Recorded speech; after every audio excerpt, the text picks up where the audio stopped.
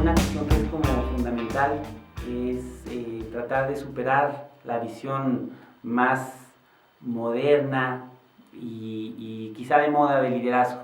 Tenemos todas unas corrientes de liderazgo que están apareciendo en estos tiempos y que nos van tratando de orientar hacia un modelo que tiene que ver con una lógica más individualista, de emprendedores, y yo creo que nosotros, cuando hablamos de liderazgo ignaciano, tenemos que volver a las raíces. ¿Cuáles las raíces? Pues las raíces están también en la experiencia y la pedagogía de los ejercicios espirituales. Y aunque suene algo así como demasiado elevado, lejano, no es tan así, tiene mucho sentido. Es decir, la primera parte es hombres y mujeres con una capacidad de apropiarse de sí mismos, de su vida, de hacerse cargo de su historia, de reconocer sus heridas, sus tropiezos, sus dolores, como la vida de todas las personas y de alguna manera afrontarla, buscar los medios para poder acompañarse en ese proceso de recuperar el centro de su vida y ponerlo también en una orientación mayor, salir de uno mismo para poder servir a un proyecto mayor. Luego, el tema que es propiamente claro del liderazgo, y yo les diría a los que están en estos ámbitos de formación, sin este no se puede hablar de liderazgo ignaciano, es la capacidad de discernimiento. Porque podría haber una tentación de quedarse en un crecimiento personal, un desarrollo continuo, pero no trascender. Y esto tiene que ser un modelo que trasciende a la persona. Entonces, la única llave propiamente ignaciana para trascender ese proceso individual que a veces puede tornarse intimista es el discernimiento. El discernimiento nos permite leer la realidad ante nosotros, mirar los signos de los tiempos, sentir con el dolor de lo que está pasando alrededor nuestro y conmovernos, es decir, movernos hacia un compromiso. Es un discernimiento que nos obliga a abrir los ojos y, como decíamos en los espacios acá en México, es una vez que has visto ya no te puedes hacer güey.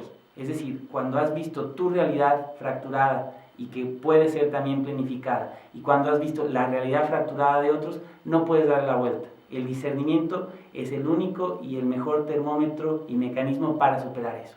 Y luego, eso sería segunda semana en ejercicios, y luego el tercer paso, la tercera semana, y es el compromiso de hecho que se da con la realidad. Es decir, como sujetos, actores de cambio, hombres y mujeres que entienden que su rol en este mundo es hacer posible lo necesario, es decir, poner todos los medios en nuestras manos, sin pretensiones idealizadas, pero tratar de cambiar las estructuras. En el caso universitario, en el caso de la profesión, definitivamente tomando esos medios en la medida en que nos permitan cambiar esa misión. Entonces ahí hay una lógica que se conecta y que nos permite profundizar. Un ser humano dueño de sí mismo, consciente también de su fragilidad, pero capaz de trascender hacia un sentido también de plenitud, de trascendencia, proyecto de Dios, si se quiere, que con este respeto también a la diversidad de visiones, pero llamando el proyecto de Dios. Segundo, discernimiento como eje fundamental, pero eso es una herramienta, es un modo de vida, es algo que se tiene que hacer permanentemente para ver cómo reacciono frente a lo que me está pasando.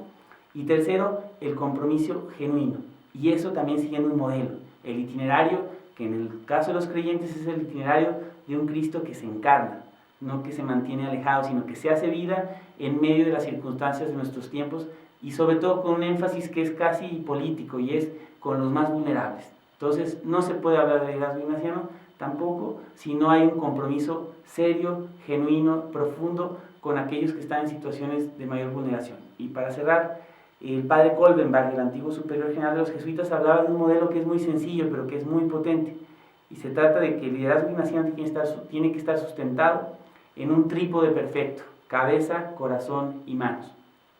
Capacidad intelectual, racional, de ver la vida con inteligencia, de leer lo que está sucediendo con esa posibilidad de mirar más allá.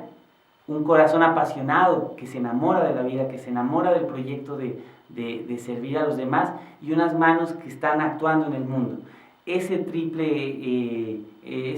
y ese equilibrio perfecto nos permiten hablar de un liderazgo. Si somos solo activistas, solo manos, el equilibrio se desbalancea y estamos fracasando en la misión. Si somos solo intelecto, que en el caso universitario muchas veces nos quedamos ahí, también. Y si somos solo corazón, rápidamente nuestra misión quedaría también limitada.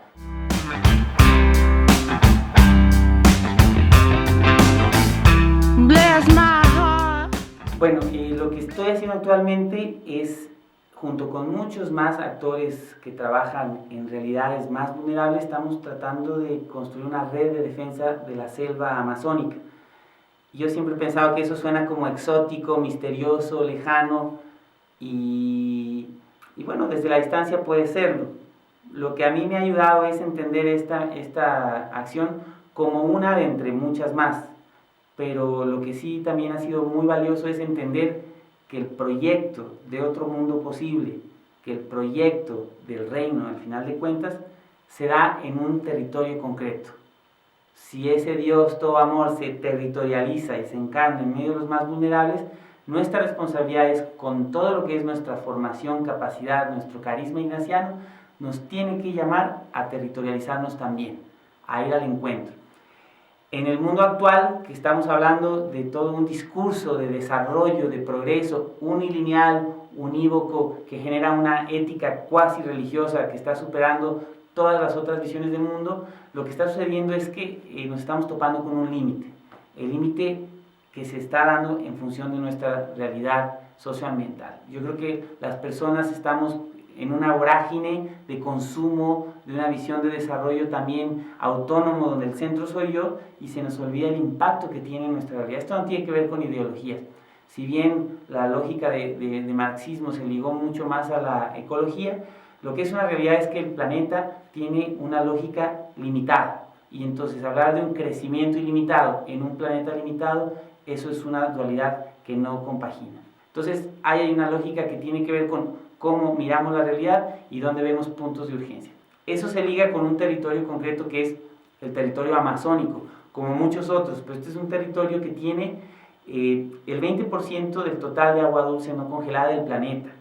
Tiene los mayores yacimientos de minerales que existen en toda la región sudamericana.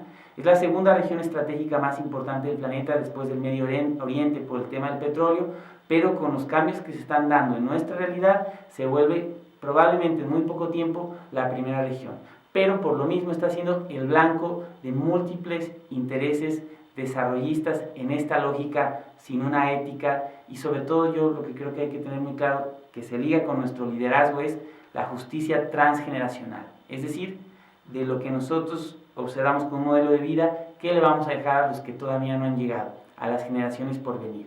Entonces, el territorio amazónico nos habla también de una urgencia de responder a un tema que tiene implicaciones a nivel global, es decir, hay una geopolítica de la Amazonía, pero que también estamos viendo cómo las empresas extractivas, básicamente petroleras, mineras, productores de ganado, en este caso se ve mucho Monsanto y estas empresas, lo que están buscando es ampliar esa frontera extractiva y están acercándose peligrosamente a la posibilidad de fracturar este modelo de un territorio que nos habla también de otra manera de vivir.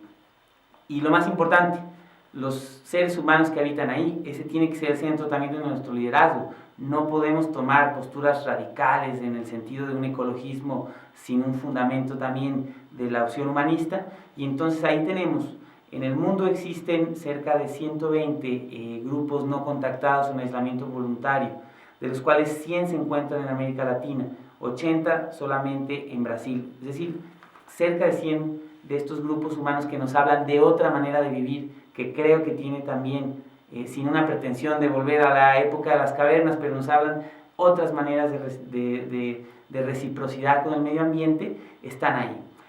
Grupos humanos además en circunstancias muy frágiles, además de todo el aspecto natural. Entonces, creo que el territorio amazónico es un ámbito fundamental, además porque implica a 9 países directamente en América Latina, a toda la región sudamericana sin duda, por la implicación que hay en los recursos hídricos que hay ahí, por las personas y comunidades que ahí viven, pero también de un impacto internacional muy importante. Hoy hay un interés de los países y de las empresas de articularse, y lo hacen de manera fenomenal. El liderazgo empresarial que observamos en estas empresas es magnífico, e incluso el liderazgo político de algunos de estos gobiernos. Ellos se organizan de forma que se pueden poner de acuerdo hasta por el mínimo centavo que se generaría en la transacción de un solo tornillo, y en ese sentido, o de cualquier pieza que necesiten. Todo este aparataje tiene una lógica perfecta. Lo que está fuera de ahí es una ética también del consumo, del desarrollo y una ética transgeneracional que creemos que es muy ignaciana. Actualmente entonces estamos integrándonos con la Compañía de Jesús directamente.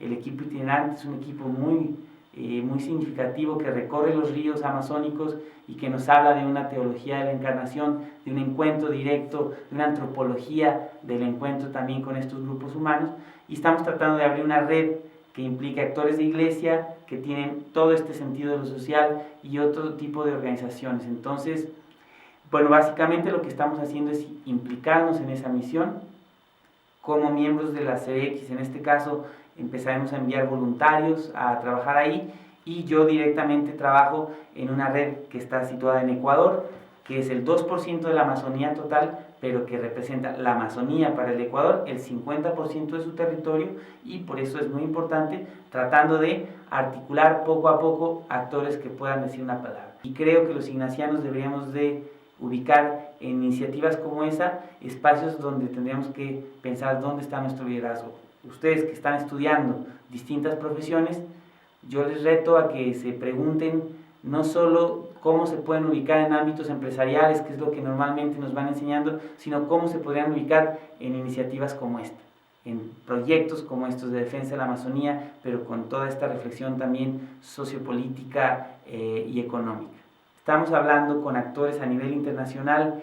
Como ignacianos tenemos varios espacios consultivos en Naciones Unidas que hemos aprovechado poco. La CBX tiene estatus consultivo en Naciones Unidas en el ECOSOC. Hay muchas organizaciones sociales afines que están ahí, y lo que quisiéramos es lanzar una campaña de aquí a quizá 2 o 3 años para repensar nuestros modelos de desarrollo a partir de la territorialidad amazónica, y con eso también tratar de proteger y defender estos territorios profundamente vulnerados en nuestros tiempos actuales.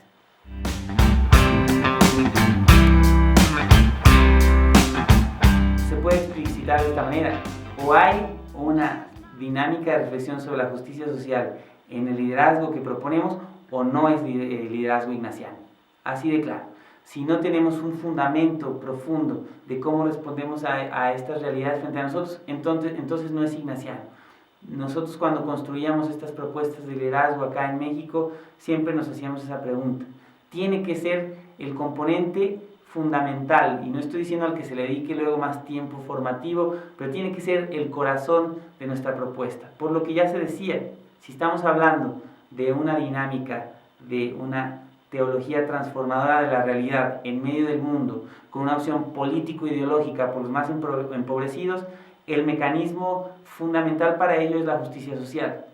La doctrina social, incluso la iglesia, que no conocemos mucho, habla de manera profunda sobre la atención prioritaria de los más vulnerables, sobre la opción de redistribución de la riqueza, sobre tratar a estas como dinámicas también de globalización y toda su desigualdad y toda la falta de ética. Es decir, la justicia social tiene que ser fundamental también en toda reflexión sobre el liderazgo ignaciano. Pero lo fundamental de la justicia social es preguntarnos cómo se inserta en una ética relacionada con mi profesión, con mi opción de vida, cómo se inserta en territorios específicos. Una justicia social en la Amazonía, como les comentaba, tiene que ser una justicia transgeneracional y una justicia global.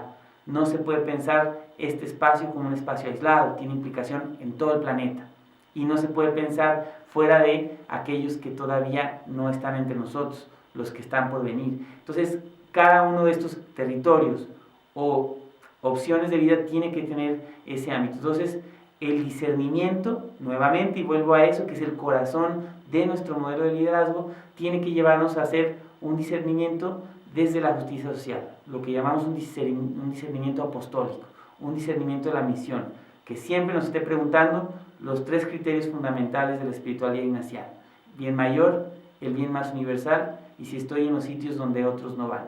Eso fundamentalmente sería, creo yo, la perspectiva de justicia social de nuestro liderazgo.